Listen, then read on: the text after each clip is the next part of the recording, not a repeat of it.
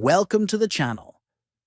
Today we're going to explore how to change the units of measurement for energy in the Fitbit app. If you want to track your calories or kilojoules accurately, this video will guide you through the process. First, open the Fitbit app on your device. Next, tap on your profile photo located at the top right. Then, scroll down and click on Fitbit Settings.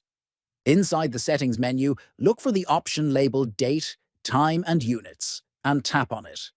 Next, locate the Energy Units option, usually labeled as Energy.